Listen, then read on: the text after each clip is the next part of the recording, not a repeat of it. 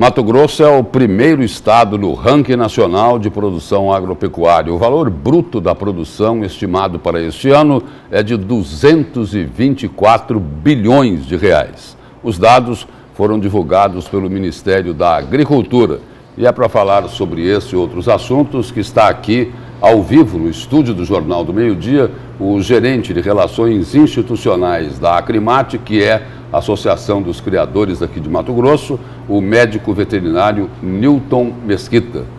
Boa tarde, gerente. Seja bem-vindo aqui ao Jornal do Meio-Dia. Boa tarde, é um prazer estar aqui falando com você, com toda a sua audiência. Muito obrigado pela oportunidade de estar podendo falar do Mato Grosso, né? É tão difícil falar do agropecuário, então vamos lá, vamos conversar. Mais de 32 milhões de cabeças, mais de 200 bilhões de reais no valor bruto da produção estimado para este ano. O pecuarista que reclamar, ele está reclamando de barriga cheia. É por aí, Newton? Não, não é reclamar, mas é mostrar a pujança da produção no Mato Grosso. O Mato Grosso, ano após ano, vem se desenvolvendo cada vez mais. Hoje a nossa população é 3 milhões, 4 milhões de pessoas. Aqui nós temos 32 milhões de cabeças de boi. Tem 10 vezes mais boi do que gente. Do que gente, é bastante, não é? E assim, desde 1990, que nós temos esses números, que eram lá suas 9 milhões de cabeça, hoje nós somos 32 milhões numa área menor. Nós estamos produzindo muito mais animais, mais pesados, numa área menor.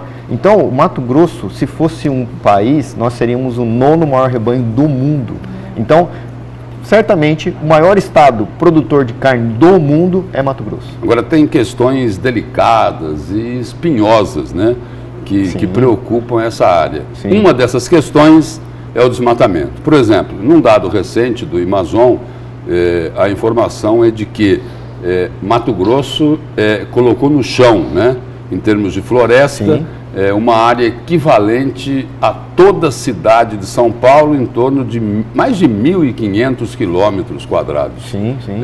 Isso daí a gente deve debitar na conta da pecuária ou da agricultura? Olha, o que eu posso dizer é da onde eu trabalho, o que eu acompanho. Hoje, se você pensar que nós temos 32 milhões de cabeças, no período de 1990, onde eram 9 milhões de cabeças, eu tinha uma área de 25 milhões de hectares da pecuária.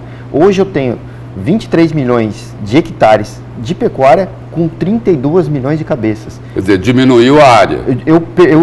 Não, nem diminuiu, eu entreguei áreas para a produção agrícola e continuei com aquelas áreas de produção pecuária. Então, no fingir dos ovos, eu aumentei muito mais a minha produtividade.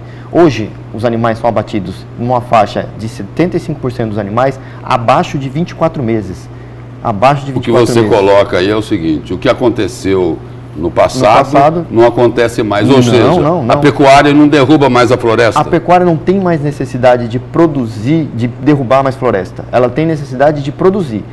Cara, quem expande fronteira hoje é a agricultura. Olha, não sei te dizer. O Amazon que poderia vir conversar e perguntar, dizer, é tal fulano ou é tal pessoa. Eu posso dizer que a minha categoria, eles trabalham para produzir cada vez mais e menos. Eu preciso hoje uma pastagem que no começo da década de 90 produzia 3 toneladas de matéria seca, hoje ela produz 18. Então eu tenho uma genética boa, produtiva, eu tenho animais cada vez mais rápidos de produção, eu tenho uma pastagem mais rápida, eu tenho o advento do DDG, que chegou nos últimos anos e tem tomado um mercado e trazendo os animais mais fortes. Então, isso tudo, eu posso dizer que a pecuária tem sido mais produtiva e trabalhado cada vez melhor, em prol de tudo isso. Até porque eu estava comentando agora, porque assim, o pessoal fala de destruição de produção. Não, eu preciso de água, eu preciso de áreas para poder trabalhar e ter esse animal. O boi precisa de água. Gerente, tira uma dúvida aí. Com tanto boi, com tanta produção aqui de valor bruto estimado de mais de 200 milhões, por que a carne é tão cara? Olha, eu tenho que te falar isso. O produtor recebe hoje, por quilo de carne, R$19. O Mato Grosso é um estado exportador. Tudo que Mato Grosso produz de carne, 11% fica só no estado. Então a gente abre divisas, a gente abre campos. Estava conversando agora há pouco com o pessoal ali da rádio. Mas não precisa aí de uma política pública para tentar regular isso? Aí é regulação do mercado. Porque é o seguinte, exporta 90%, fica 10% aqui, 89%. Aí a gente cai naquela questão, né, famosa da oferta e a procura. Tem que ter uma política pública que poderia ajudar. Quer dizer, lá fora a carne fica mais barata, aqui dentro ela fica mais cara. Podemos pensar nessa maneira, né? São maneiras de se pensar. Mas assim, eu tenho que produzir para criar divisas e emprego. O quanto esses frigoríficos que exportam esse 89%, eles produzem de emprego e divisas de valores. A gente tem que, para crescer, a gente precisa produzir riquezas. E isso gera riquezas, gera emprego, gera mais possibilidades, gera mais gado, e isso vai tendo esse ciclo produtivo.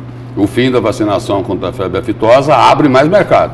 Esperamos que sim. Hoje, os mercados são abertos cada vez mais com situações. A última vacinação será agora em novembro. Agora em novembro. De mamanda caducana, em novembro será vacinado pela última vez no estado de Mato Grosso. E aí nós vamos trabalhar para que sejamos reconhecidos sem vacinação, que abrirão novos campos e novos mercados.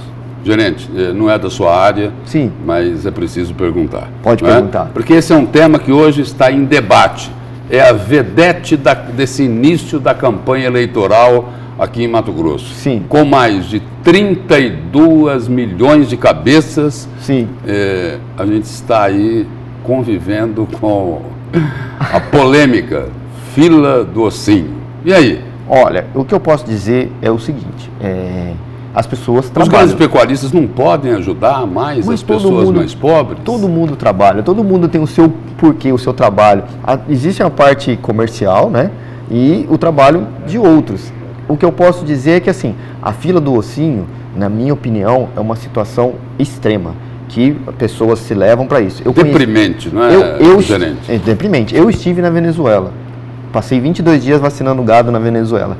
Eu vi coisas piores que a fila do ossinho. Então a gente tem que ter em mente que existem empregos, por exemplo, Primavera do Leste é uma cidade que está crescendo. Mas lá não deve ter 32 milhões de cabeças. Não, eu consegui vacinar 5 milhões só lá. Mas o que acontece? Primavera do Leste é uma cidade que tem uns 350 empregos abertos há mais de meses, o que falta é qualificação.